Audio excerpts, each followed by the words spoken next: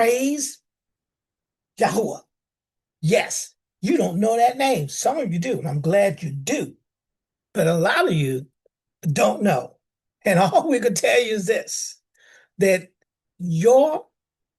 my standard Bible has the translations and transliterations of the Israelites, the Hebrews scriptures. I asked the question, are there artifacts that the West wanted to remove? Well, I should put let me put it right there now, that the West wanted to remove the influence of the Yahudim, which are the Jews, that's what we call Jews, or the Hebrews from the world. Yes, there's strong historical and archaeological evidence, along with documented political and religious actions, that certain Western powers over centuries attempted to suppress, erase, or redefine the influence of the original Yahudi Hebrews in their language, culture, and sacred name, particularly in regard to Yahuah. Here, suppression of the name Yahuah. That's why you need to know, and you don't take no scholar for this. Yahuah in Hebrew roots, or I will say Israelite roots too, for y'all just don't know. The Ephathantine Parari, 5th century BCE, letters from Jews in English using the name Yahuah in official worship. Scholars debated how to interpret it, and it was downplayed in Western religious institutions. So they found writings of the letters from Jews in Egypt using the name Yahuah in the official worship. Look, here's some right here, the Lachish letters. This is in the 16th century BCE, found in Israel.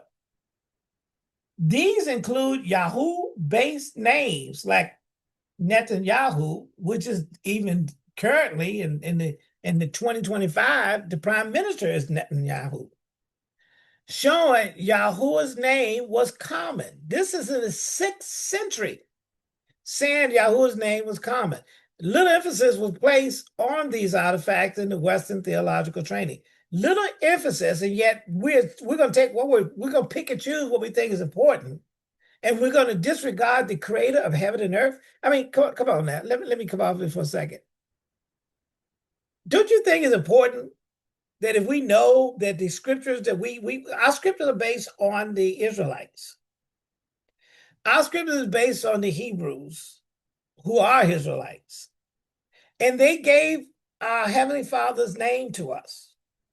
And we, man, come on, because that's what I'm talking about. Man made the decision that we're going to just disregard it, even though we have artifacts. We have the Old Testament as a major artifact that we translated and covered up his name. And then we have artifacts from the 5th and 6th century of his name, Yahuah. We got artifacts. And yet we think it's okay. Rome and church, erasure of Hebrew identity. And they not only did, when we talk about, let me break this for a second. When we talk about Rome, the Roman Empire, they literally changed the name of the country Israel. It was done in 70 AD. You know, the people that you have faith in, the people you got the oracle of Yahuah from, the people who Yahusha was walking the earth during that time, before, you know, like I guess 30-some years later, 70 AD, 40 years or something like that later, Israel, as Yahusha prophesied, was going to be destroyed. And not only the temple was destroyed in 70 AD, they changed the entire name. This name up here we call Israel was wiped off the map and replaced with Palestine. That's your history. But when Christ was walking in the world at that time, in the 1st century, He was walking in a place called Israel. This name was removed. This whole region was removed in 70 AD, and it didn't show back again until 1948. But it's okay. We're going to replace. We're going to let what Rome started. We're going to go ahead and just continue that. I mean, I don't know what to say. I don't know what to say. If Rome decided to erase the Hebrews, the Israelites, and change the names and everything else, and you sit there and say, well, that's what they came up with 3,000, I mean 300 and the 300, 325. But we're gonna do it. Okay. But let's go ahead and keep on looking at the notes here. Let's go to the notes because it's time to wake up. You don't have to wake up. Roman and church erasure of Hebrew identity. In the Council of Nicaea in 325, the Roman Church under Constantine banned observance of Passover, according to the Hebrew calendar, replaced it with Easter. We're still doing that up in 2025, and distanced the faith from its Hebrew roots. That's what they decided to do in the Council of Nicaea. Intent, separate the church from the Yuhadim, which are what they called Jews at the time. I mean, that's what the Jews say. This is actually what, when we say Jews, this is what they are. And Jews means, Yahudim means children of a tribe of Yahudah, which is Judah for English. All right. Even though Yahusha and his disciples were Hebrew Israelites. Come on now. Name changes in translation. Yahusha was translated to Iesus, and then from Iesus to Jesus through Greek and Latin transliteration. Yahuah was changed to Lord, title, not name, because it was trying to get rid of the influence of the Israelites, of the Hebrews. These shifts started as early as the Septuagint translation of approximately 250 BCE and was institutionalized in Latin and English translations.